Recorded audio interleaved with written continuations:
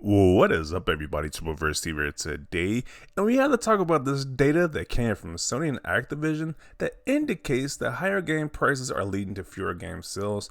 So overall, as certain companies like Sony has been doing extremely well this year for game sales, is actually I guess they've been doing pretty well for revenue in total, but actually people have been buying fewer games now. So we always hear the narrative that Xbox users don't buy games, but it seems like PlayStation users don't buy games either by this data. So this new price point, $7 price point for video games, could be adversely impacting game unit sales.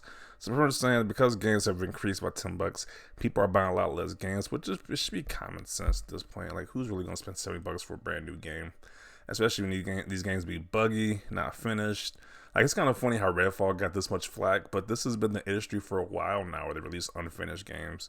Like, sure, I'm so excited for Redfall, kind of disappointed it's going to be at 30 FPS, but that's the kind of trend for the industry for a while now. So, once again, I don't know if people got so outraged about the Redfall situation, but this is kind of the industry as it is right now. They can just patch the game later. It is what it is, but the new $7 price point may negatively impact PS5 game unit sales, data suggests.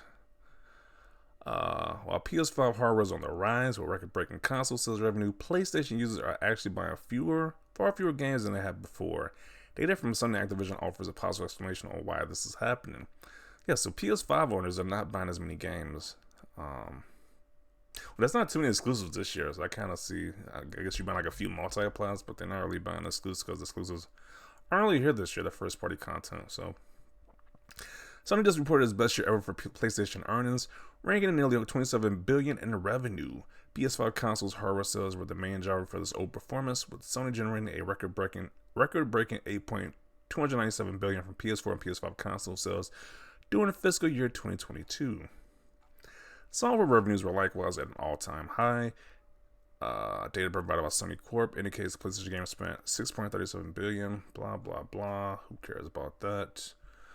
An uptick in hardware can typically lead to increased game purchases, but we're seeing a reduction in game unit sales accompanying the metric rise of console adoption. So people are buying consoles because the consoles are really available now, but people are buying less games. So that's weird because usually when consoles are more available, people buy more games, but because of this price point, people are buying less games. So I guess people are just buying like a PS5 only a few games with it when they first buy it, or just playing the PS4 library. That's what I'm getting from this data. So it's just fascinating. Once again, the narrative that Xbox owners don't buy games, well, you can say that PS5 owners don't buy games according to this new study. So this guy did a poll on what people thought about whether they were willing to pay $7 for new AAA games. I actually voted, said $70 in special cases. Like, I do spend 70 when it's like a promotion or something. I'm like, it's be very rarely I'll spend $7 on a brand new game just by itself. Like, it's kind of pricey. I don't know. Like I said, a lot of these games, like the last game I did spend $7 was God of Ragnarok, and I probably could have waited for a price drop to be honest for that game. I mean, it was fine, it was okay, but I could have waited for a price drop on that one.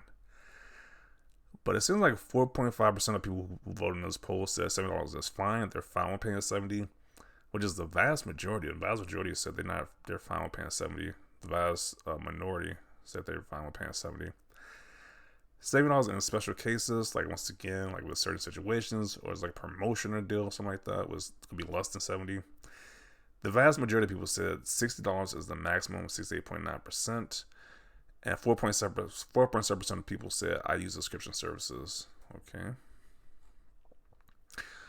Who would have thought people didn't want to pay more for things that don't work proper out the box in a recession? Crazy, right? Yeah, we are still kind of in a recession. Like, rent is extremely high. Everything is extremely high, like groceries and stuff like that. So people are probably trying to spread their money out wisely, spend money. I'm not trying to spend $70 on a game that might not be that great. So I kind of see why people are not spending that much right now. Well, when Xbox gamers don't spend a lot, we get chastised for it though. But it seems like PlayStation owners in that same camp too. So higher prices that Sony pioneered. Unfinished, buggy quality, huge delays, Sony bribing developers to deliberately ruin other competing versions. It is a mess. Higher prices impacting sales. Interesting. Few games are worth the increase, and a small number were worth the $60 tag. I kind of agree with that too, to be honest. Like, I don't see too many games worth the $7 price tag, and I don't think even more is even worth the 60. Like, I don't think too many games are worth the 60, to be honest. So, just the fact they won't tell us more is kind of ridiculous. That is basic economics. It's like they never looked at supply and demand graph. Figured at some point this would happen. So people kind of figured this would happen. Is this price increase will lead to less game sales? So I don't know how the industry like how's it. I'm curious how the people who are making games and developing games think about how do they feel about this. People are buying their games less. Their games are $70. Pretty sure they're not too happy about that. $100 after tax in Canada. Jeez, that's a lot of money. $100 in tax for a video game. That's crazy. I'll wait for a sale, and when they fix the bugs, or even better, wait for when it comes to Game Pass or PS Plus. It's kind of better now, actually, not buying the games day one anymore, to be honest, because, like I said, a lot of these games do release buggy, unfinished, or some type of issue with the game, so you're kind of better off waiting for the game to get a heavy discount, because you at least get the game with pretty much the fixed version, or the pretty much the patched version of the game when the game price does come down, so...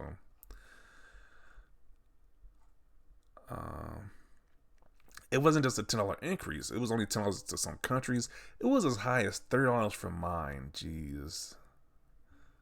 We're lucky to have a third-party seller here who basically eats the price hike, though. Okay. Is that why God of Ragnarok and Modern Warfare 2 broke records? We'll see that Zelda also break records at $7 soon.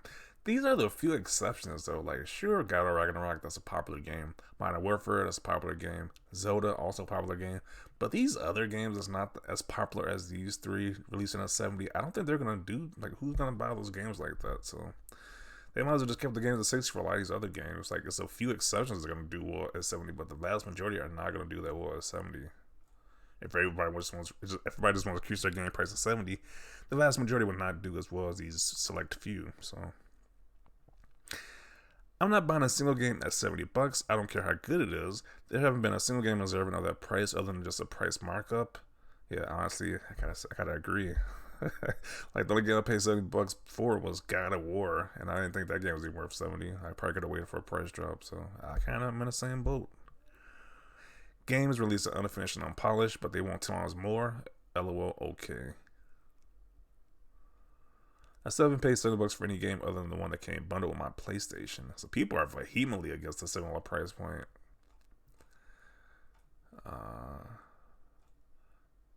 I mean, if you don't got the FOMO, you can't save a lot of money. I mean, we'll never pay the $70 for a game. We'll always wait till they're on sale or on Game Pass or PSN Plus.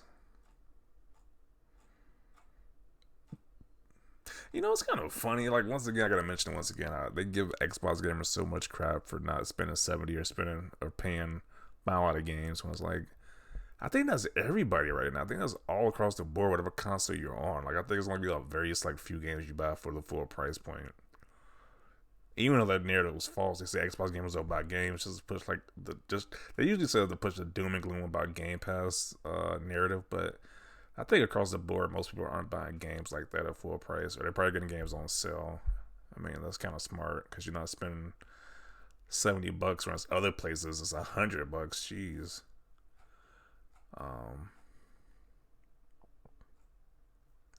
Gaming is a luxury. Kind of true. I mean, yeah, kind of way it is.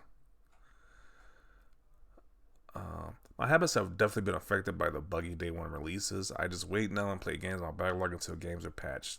That is a smart idea. Like, we all have backlog. Well, most people have backlogs at this point. I know I got a huge backlog of games to go through, so it does kind of make sense to finish that backlog. Then, when it's a game you anticipate, just wait for that game to drop down in price, then pick it up then. So,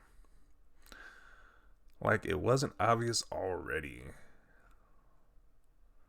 If you're gonna charge $70, I expect $7 quality, and right now I see a lot of AAA games that don't meet the criteria priced at $60. Kind of true. They crossed the line for me. I'm buying less games than previous generations because of the pricing. Zelda gonna sell 20 million. Yeah, of course. Like, Zelda's always gonna do a lot. Like, they dropped the Pokemon at $70. That game's gonna do well too. So, Like, once again, still select few that's going to do extremely well with that price point, but the vast majority won't do that well. So, and that seems to be the trend the industry is going right now. Everybody going to increase, every company's going to increase their games to $70. So the AAA and dumb way is going to do that. So I think a lot of them are going to flop with that price point. But I'm kind of rambling at this point. I'm going to conclude it right here.